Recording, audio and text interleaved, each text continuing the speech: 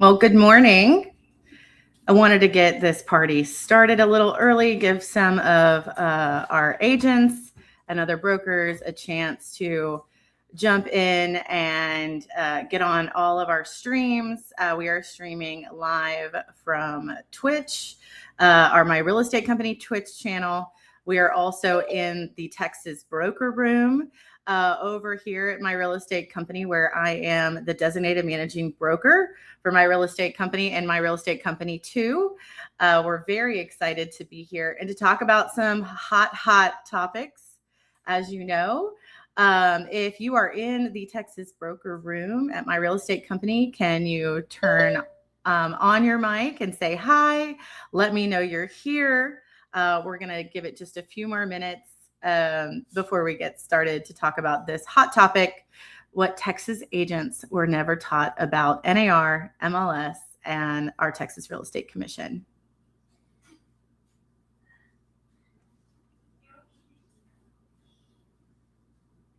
We're also streaming live from our Land by Lindsay channels. I'm very excited to be back. We're going to have more training, more podcasts, and things of that nature. So I do see that we have some people here in the Texas Broker Room. If you don't mind turning on your mic and saying hi, letting me know you're here. You're seeing our stream screen. We are streaming live, like I had said. But they can't see you, so don't worry. I know some of us are in our Zoom pajamas and PJs, so we're excited.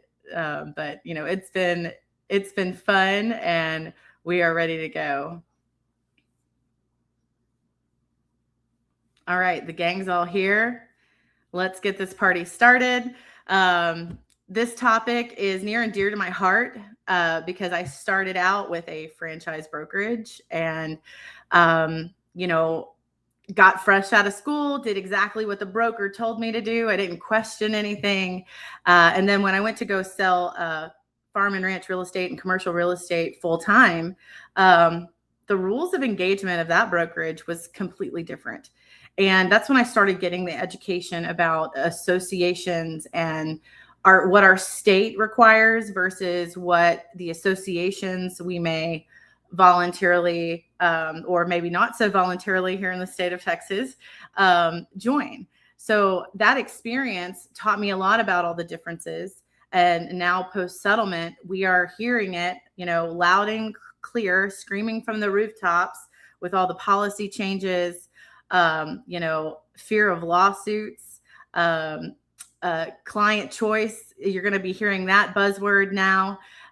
So I hope that this little meeting is informative to you. And if you have any questions, please feel free to drop them in the chat. Actually, if you're in the Texas Broker Room, please open your mic and let me know because we are live streaming. It makes it a little difficult to do that. Oh, I just saw, hey, how are you? I'm here too. Awesome. Thank you guys. Hi, Debbie. Hi, Mickey. Well, I am excited to get this party started. There is one truth, but it's in three parts.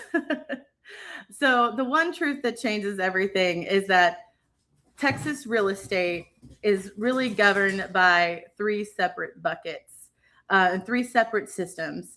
And once you learn the purpose of those systems, it'll offer a lot more clarity and also why you thought it was mandatory to maybe belong to MLSs, maybe to market your properties a certain way, and also maybe belong to certain associations.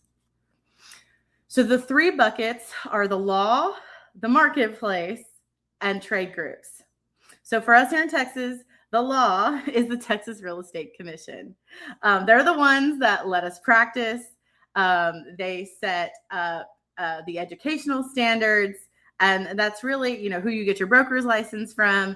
We're all very aware of TREC. However, we do our business in the marketplace. So most marketplaces we deem to be MLSs or networking groups. And this is really how listings are shared. And also on the buyer side, I know it's real easy to get in, with that listing hat on, but on the buyer side, maybe where you get your market data where you search for those listings, things of that nature.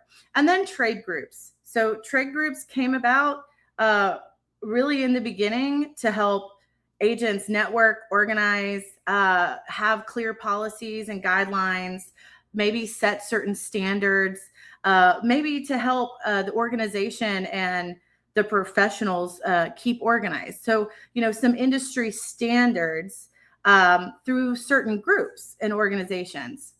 And you choose to belong to those groups. So going back to the law, it's where you're licensed. Minimums of education. One thing I didn't bring up is it enforces violations. A lot of agents were never taught about getting audited. It's more of a broker level situation. Or if there's a major complaint, protecting the consumers, that goes through the Texas Real Estate Commission. I want to go back to auditing real quick. Now post-settlement, agents need to make sure not only that their broker carries a high standard of documentation, but also you carry a high standard of documentation. It says your brokerage is required to carry those documents for 4 years. You should be carrying those documents too. If you leave that brokerage or something happens to their systems, TREC's going to go back to you and say, well, you didn't do this, and it's your responsibility to keep these documents. And the rule of thumb for me is the reason why it's 4 years is that you have 4 years to be sued. And it could be sued for any reason. So it's really important you understand the law, and we don't let the marketplace or the associations overshine what the law truly is.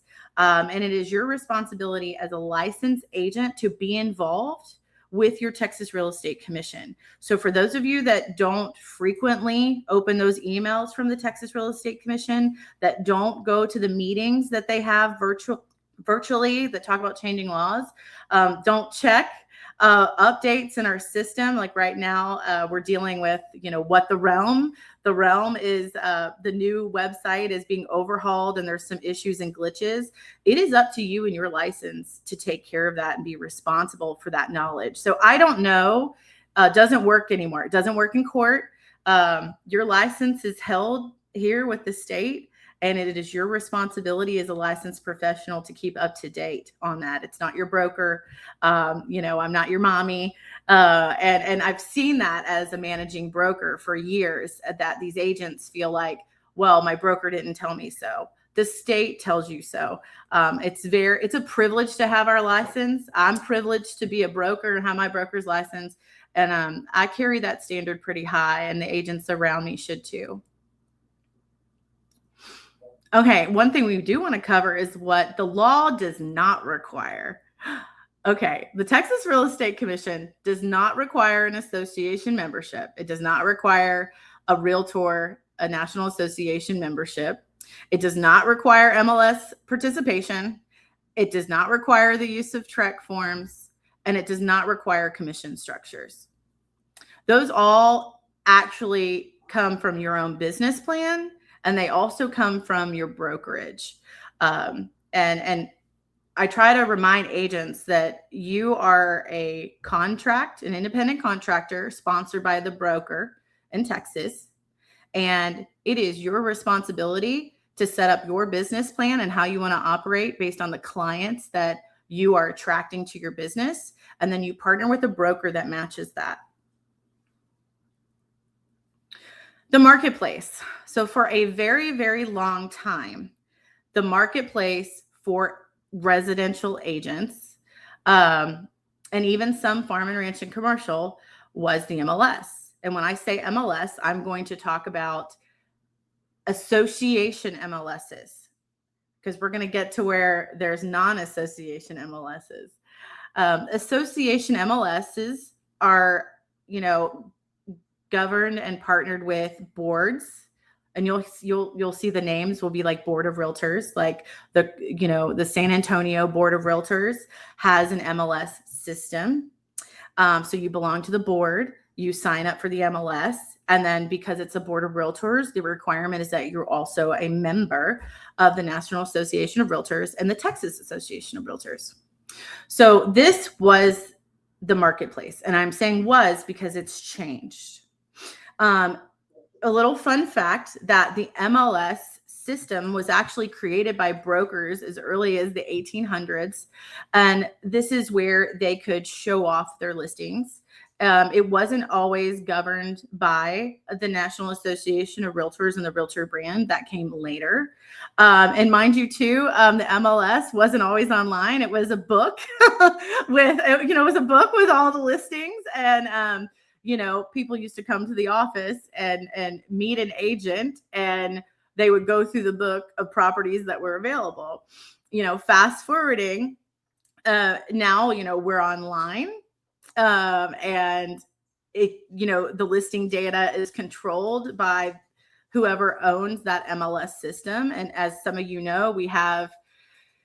they say we have anywhere from 81 to 44 MLSs in the state of Texas. And mind you, that's association and non-association based.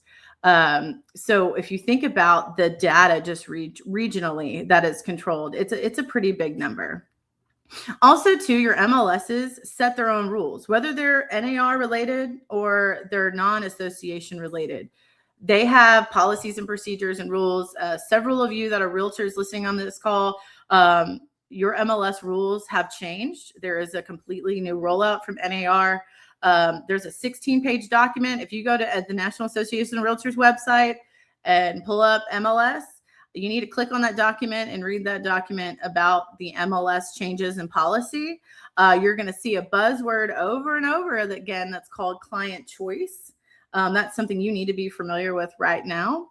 Also, different forms for approvals on descriptions. I know that was a big change that has been rolling down. Unless you're talking about the property itself, if there's any other description words that are not associated with the property, like seller must sell, qualified for this loan, anything outside of 3-bedroom, 2-bath, it's beautiful, you now have to have permission from the sellers to use those words. There's also was another change in the a launch in the NAR MLSs specifically. Sorry, I froze up there. There was a little bit of a change from the NAR MLSs specifically that also talk about the changes for photography and what the restrictions are. And then also each MLS has their own rules. So the MLS in South Texas, GMAR does not have the same specific rules for their MLS as they do in MetroTex and Austin, the Austin Board of Realtors MLS and the San Antonio Board of Realtors MLS. And then if you do the national MLS, that's my state MLS that I love and use, it has a different set of rules. So it's very important, and you are responsible as the member of that MLS, no matter if it's association or not, to understand and keep up with those changes and policies, because these MLSs are insured. They can get sued for the data that you put online. So they also are auditing their system. So going back to being an agent and understanding audits, CYA. So playing by the rules. And once again, I didn't know, doesn't hold up in court. It doesn't hold up in the audit. You signed up for this. So, and I'm held to the same, rules and regulations as well with the marketplaces that I want to belong to. So why in Texas did the MLS feel mandatory? And why in Texas did belonging to the association feel mandatory? Well, it kind of was. What happened is brokers wanted to use this marketplace. So there was a Board of Realtors MLS. They wanted all their listings to go on. So any agent under that broker also had to belong. So when you signed up with your broker of choice, many of us out of school, we didn't ask questions. I know I didn't ask questions. I was just told, you have to sign up here, you have to write this check, and you have to do this. And I was training. I was like, hey, this is what I have to do to be competitive. This is where I get my data. This is where I put my listings.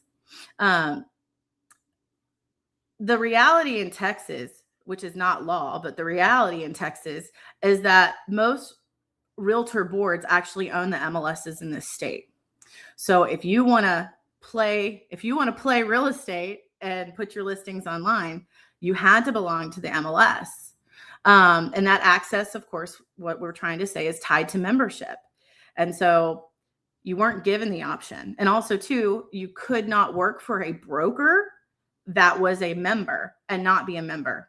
So it was an all opt-in. And for agents, that's where the understanding of this must be required because my broker's making me do it. And it's the MLS and it's the board and I'm a realtor. And so I have to. And it wasn't. The state of Texas, the TREC does not require that. Your broker did.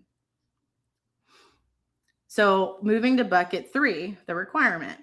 So because these MLSs were owned or are owned by NAR and they are affiliated and they are insured with NAR, those trade group memberships were required. Now, to be clear, the state of Texas, it's an optional membership. It's optional to the broker and it's optional to the agent. But if you sign up under a broker that's waived that option, then you are now required.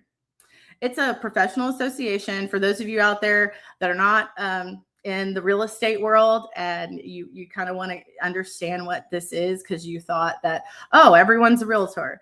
The National Association of Realtors is a trade group. It has its own code of ethics for members.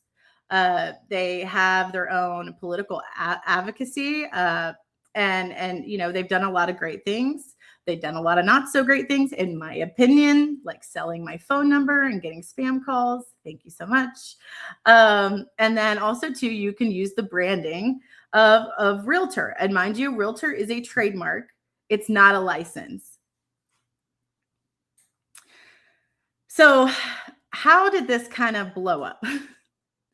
And where did the changes started happening? So one of the biggest changes that agents in our industry don't know is buyer's representation wasn't always a thing.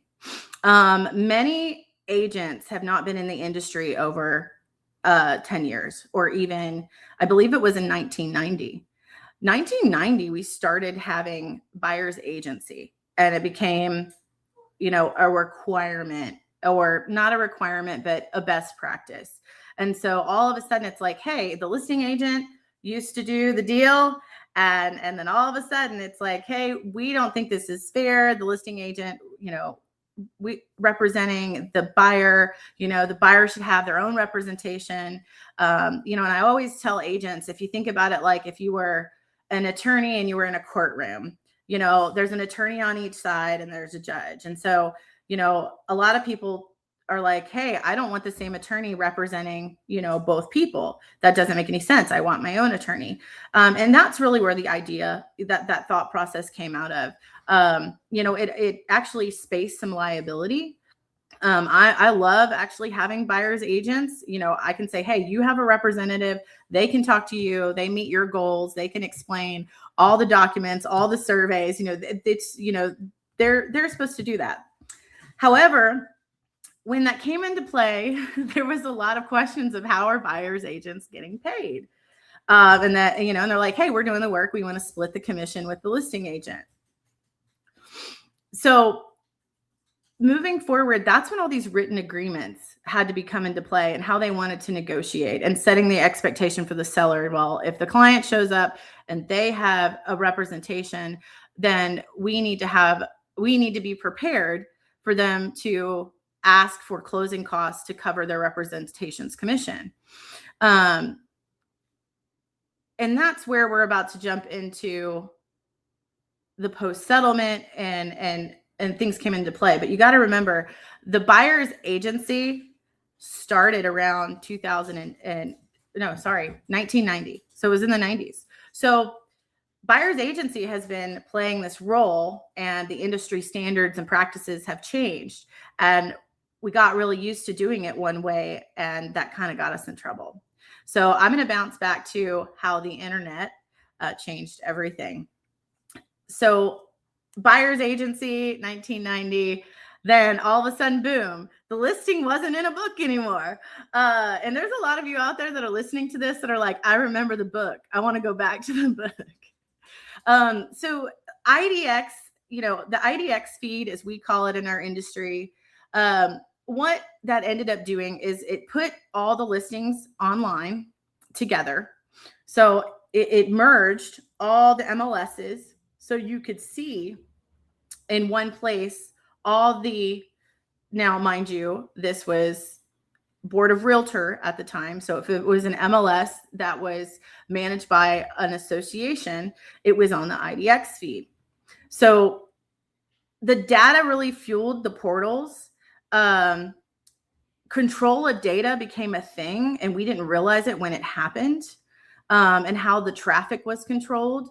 We had some major course correction. If some of you remember when Realtor.com came out and the IDX came out, let's talk about IDX. So when the IDX came out, brokerages would put the IDX feed on their website. And so all of a sudden, other agents' listings were on another brokerage's website. And so agents started to complain and brokers started to complain. They're like, hey, this isn't cool. Like, you have my listing on your website. And it's like, well, we have the IDX feed now. We all opted into the IDX feed, so we're all allowed to do this. And it got really confusing. And then to add to that confusion,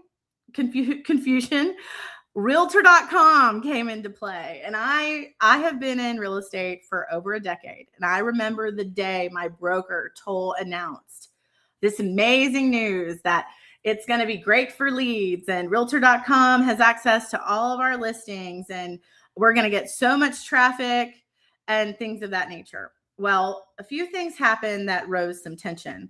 One, the listings didn't have the listing agent's information on the ads. So, as you guys can imagine, agents were blowing up because people were showing up to their listings with a buyer or calling them with a buyer, and they had no idea about the listing. They just grabbed the buyer and were like, oh, we're going to go see this. And it really made the listing agents feel violated. And they're like, hey, this is my listing. This is my lead. I'm the one that knows this listing, and this other person almost looks like they're the listing agent, and there really weren't clear lines. Now, it did drive a lot of traffic. It did what it was supposed to do. It drove a lot of consumer traffic. But unfortunately, Realtor.com and Zillow and Trulia, I don't know if you guys remember Trulia, I do. What ended up happening is they started selling our leads back to us. So if we wanted our name in the ad, we had to pay for it. If we wanted a pop-up to say, want more about this listing, email me, call me. These third-party providers, and that's what they are, who were given permission to use the feeds from our own MLSs. And then, like I said, it caused confusion. Consumers didn't know who was representing them and who was representing the listing. And then it all came crashing down. So the lawsuit and the settlement, the system really got challenged because, like I said, buyer's representation came into play in the 90s.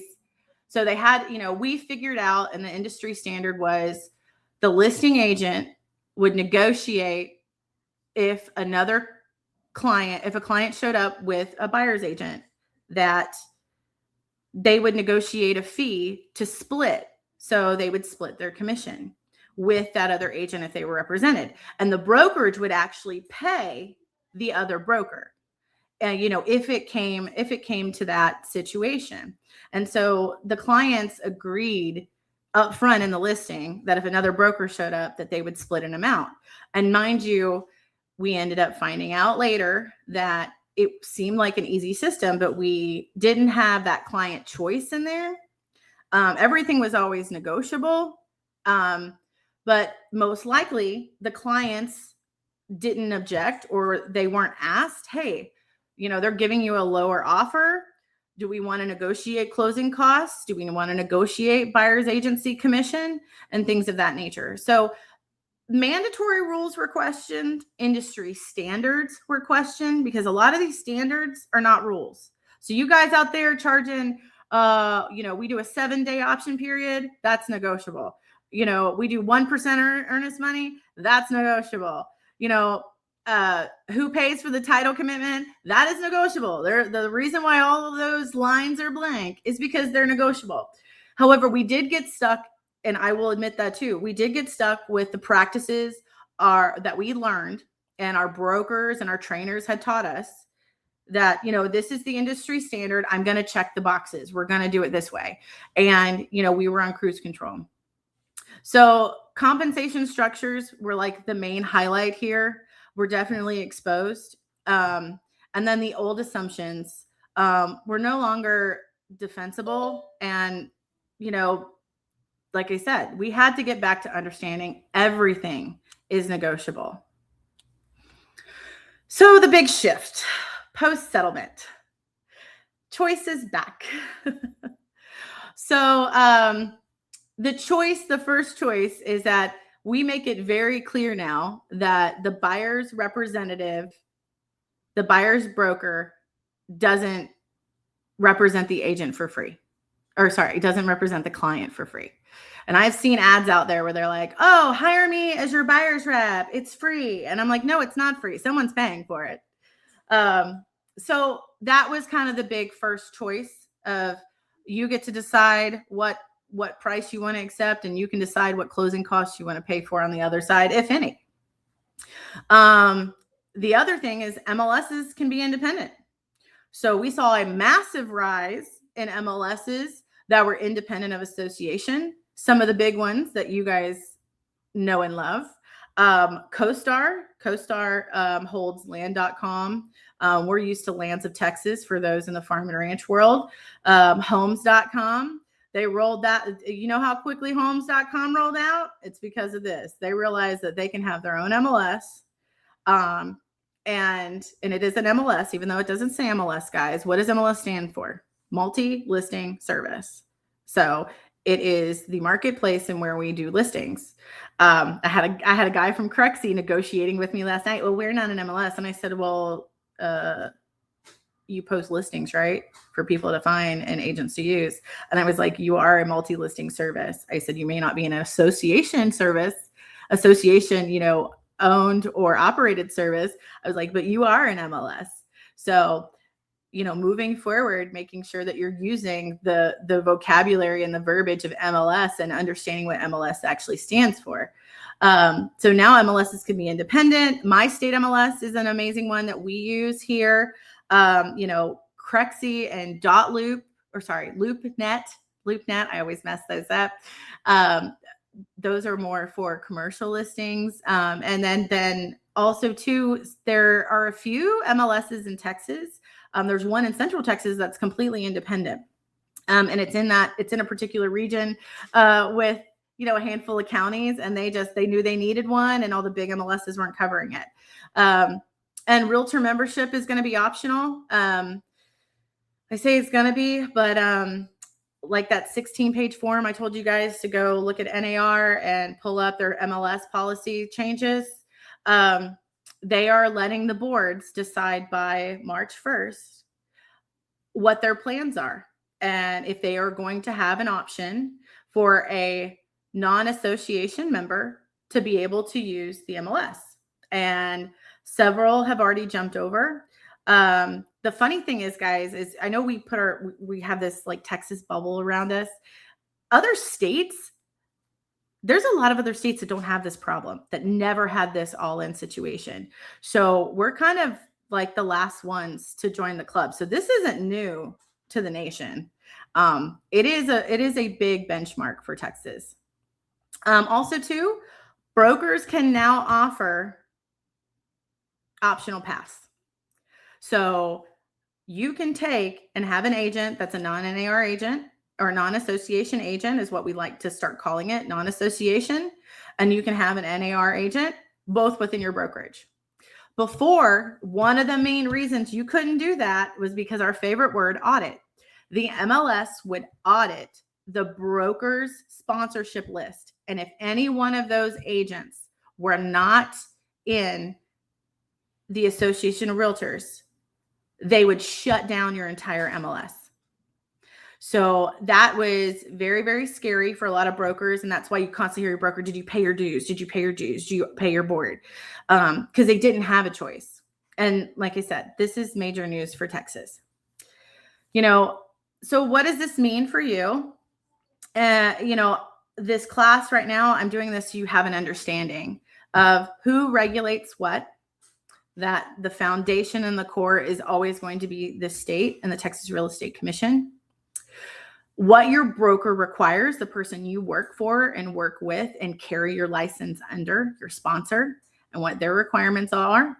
What is policy and what is law? And remember, you don't really opt into the law here, guys, but you do opt into policy one way or another. So making sure that you have a forward-thinking mindset of understanding the policies you're signing up for. Like, we have some very interesting policies at our company, and I love them. They work for me. They work for my business.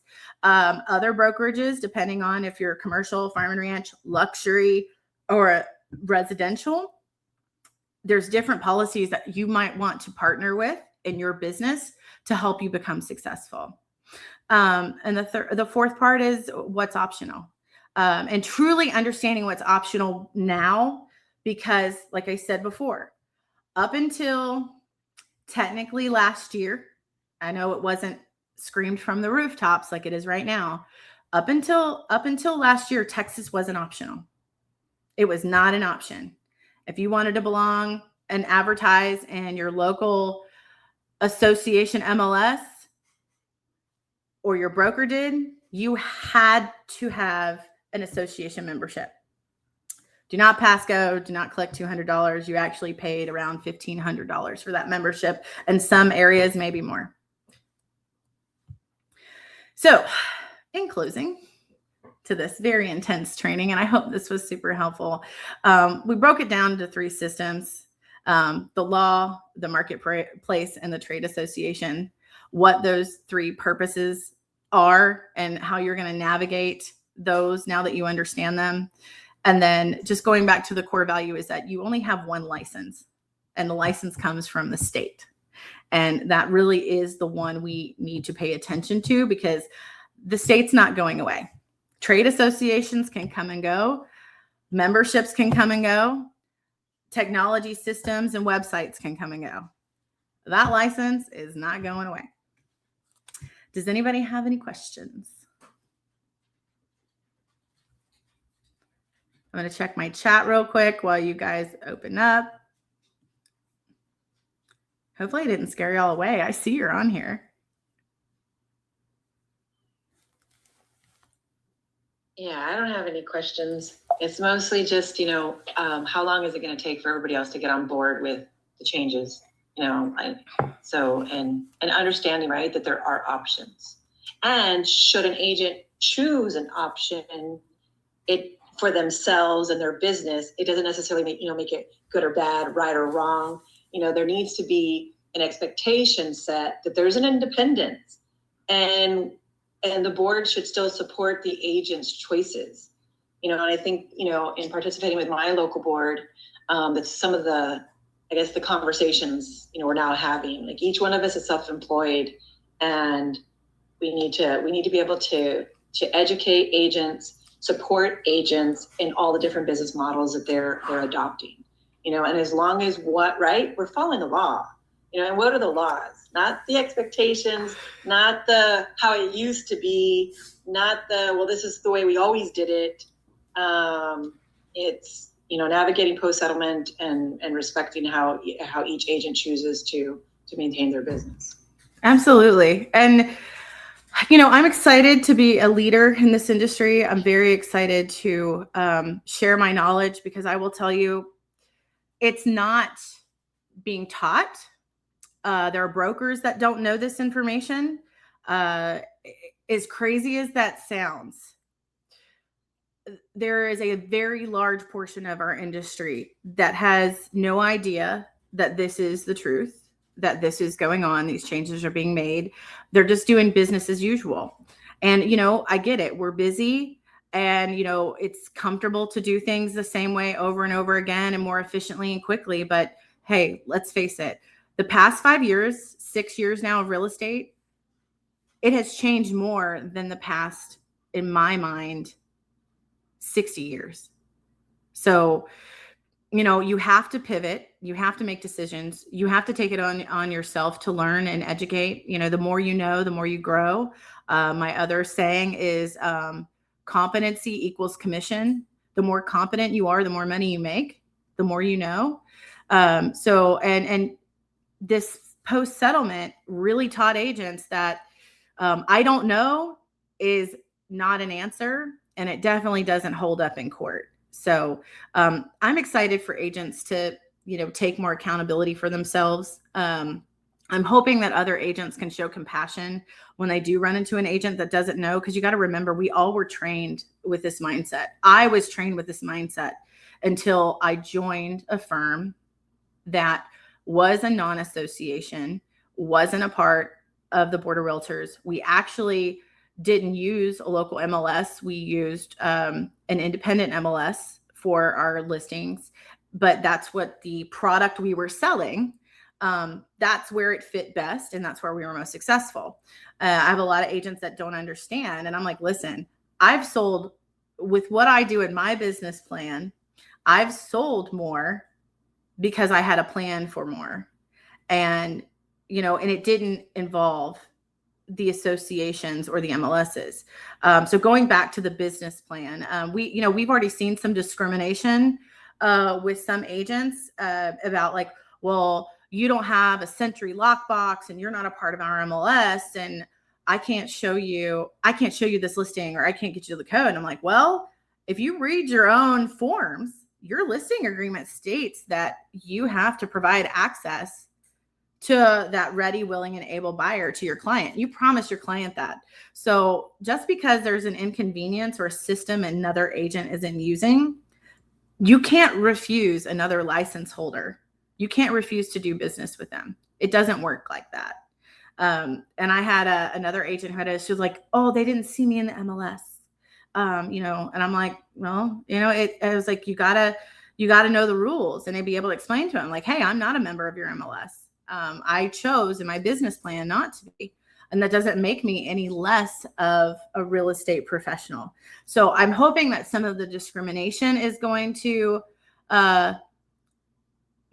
dissipate and go away. I'm hoping we're going to see a leveling up of agents with this, and also a leveling up of brokers, because, brokers are headstrong. When they think they know something and they're right, they will fight.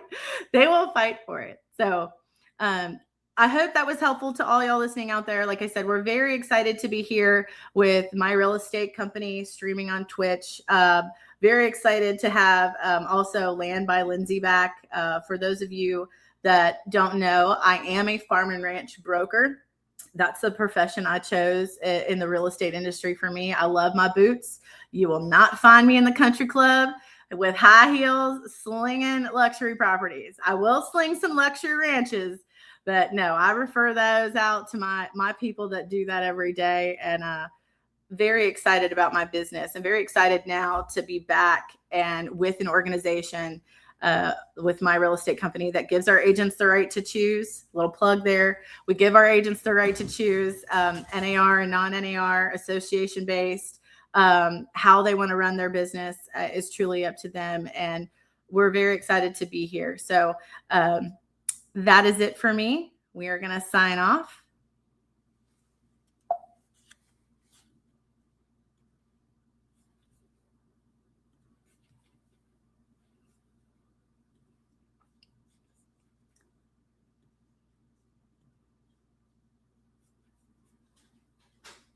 Hey, Victoria, I didn't see you there.